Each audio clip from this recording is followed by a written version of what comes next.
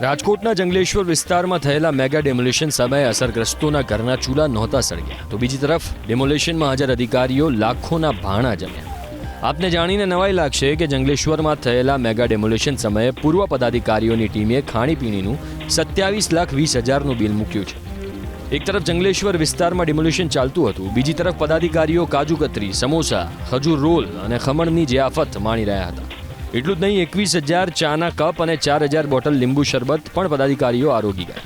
Demolition સમયે અધિકારીઓ આરાધના T સ્ટોલની 6,30,000 રૂપિયાની ચા, કોફી અને બિસ્કિટ પણ ખાઈ ગયા. એકલી પ્રેમવતી રેસ્ટોરન્ટનું જમવાનું બિલ જ 20,68,000 રૂપિયા મુકાયું. જોકે કૌભાંડની આશંકાને પગલે સ્ટેન્ડિંગ કમિટીના ચેરમેન પરેશ પીપળિયાએ આ બિલની દરખાસ્તને પેન્ડિંગ રાખી. અને એક જે જંગલેશ્વરનું ડિમોલેશન થયું તેમાં જે ખર્ચ થયો હતો નાસ્તા અને જમવાનો, તે હાલ પૂરતી પેન્ડિંગ રાખવામાં આવ્યું છે. એમાં અંદાજિત ખર્ચ 27 લાખનો હતો. સંપૂર્ણપણે હાલ પૂરતી તે પેન્ડિંગ રાખવામાં આવી છે.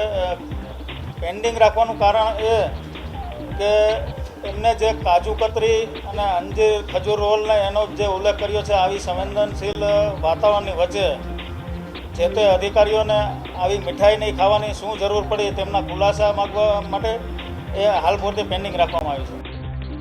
સમગ્ર વિવાદ મુદ્દે શહેર કોંગ્રેસ પ્રમુખ રાજદીપસિંહ જાડેજાએ પણ મનપાના પૂર્વ પદાધિકારીઓ પર શાબ્દિક પ્રહાર કર્યા, સાથે જ તટસ્થ તપાસ કરવાની માંગ કરી.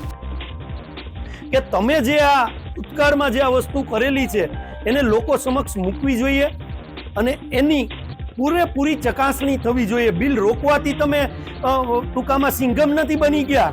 ભાઈ, સ્ટેન્ડિંગ કમિટીના ચેરમેનને કહું છું, પણ તમારે આ શેનું બિલ મુકાણું, કાજુ કતરી આટલાની કિલો ક્યાં મળે છે એ જાહેર કરવું જોઈએ ચોથી જાગીરની સામે, રાજકોટની જનતાની સામે. અને કોણ આ પાપનું ભાગીદાર હતું કે આવી જગ્યાએ લોકોને રડાવતા હતા, એમાં પણ આપણે ભ્રષ્ટાચાર કરવો હતો.